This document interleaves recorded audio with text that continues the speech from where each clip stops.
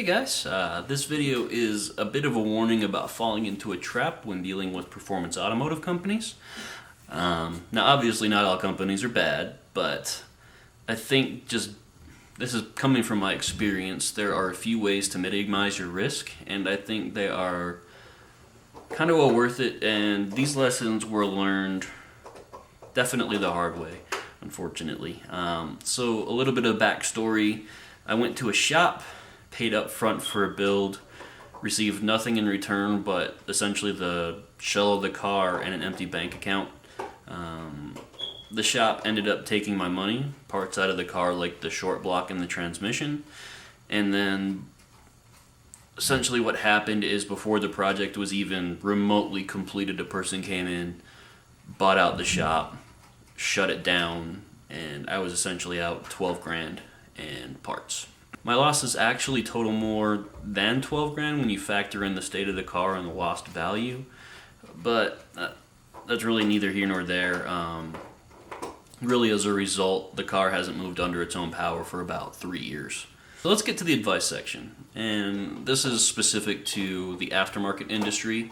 There's going to be some obvious differences with like fabrication or repair or a body shop, but I think some of the advice I'm going to give you, I really wish I would have known before going into a project like I did. First up, I would order the parts yourself, especially if it's bolt-on shit like catbacks, injectors, superchargers, intake manifolds, just basic stuff like that. This really ensures that it's the part that you want and that the part has actually been ordered. So my story is I paid up front to the shop for the parts, obviously.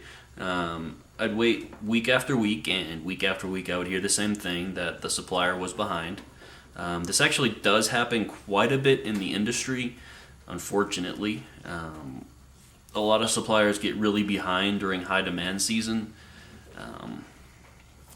But I really think if you order it yourself, it eliminates a lot of this gray area. I think this also helps out the shop owner in some cases a bit. I know it kind of does eat into some parts money margin. But, so say you order like a $5,000 supercharger and the supplier is legitimately behind. The shop owner then has to convince you that that supplier's behind and it's not him just dicking you over and hasn't gotten around to order it. Secondly, I would advise waiting for the parts to show up before you take your car to the shop. I know this will make you antsy because you really want the car to get done as fast as possible and this can slow down the process, but I think it's worth it when you factor in some of the negatives. In my experience, I've seen cars left in shops taking up space for weeks at a time. In some cases, they get dragged outside and left outside until the part shows up and they can finish the build.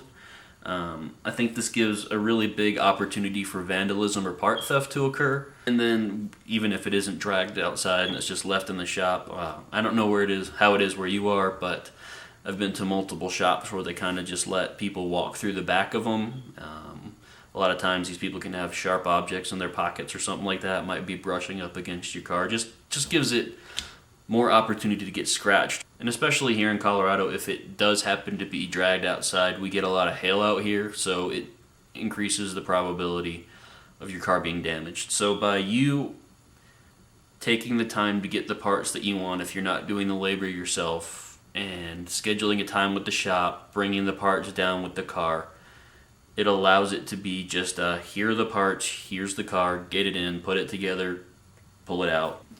Now there are going to be some variables, like if they are pulling your car apart to install the part and they find something damaged and then you have to order it. There's going to be some variables in there, but as for like the majority of what you want done in the car, make sure the supercharger's there, the exhaust's there, whatever you're doing, just make sure the majority of the part's there.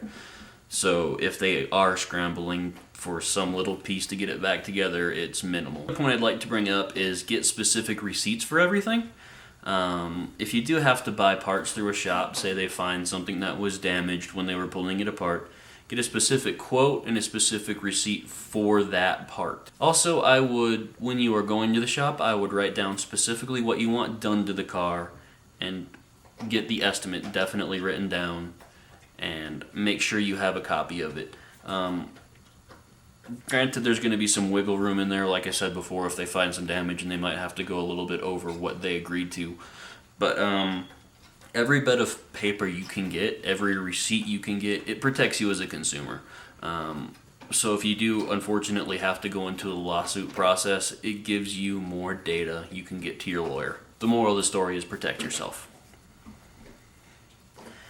I would also like to point out, if you ever have a question on a part, like, is it going to meet my needs? If there's just like a little nagging thing in your back of the head, definitely reach out to the manufacturer. I have listened to bad advice in the past and bought parts that did not fulfill my needs after speaking with the manufacturer. So before you actually go out and buy the part, if you have any questions on it, definitely reach out to them. They're an awesome resource. This video isn't supposed to be a shot at anyone in particular. There are definitely some excellent shops out there.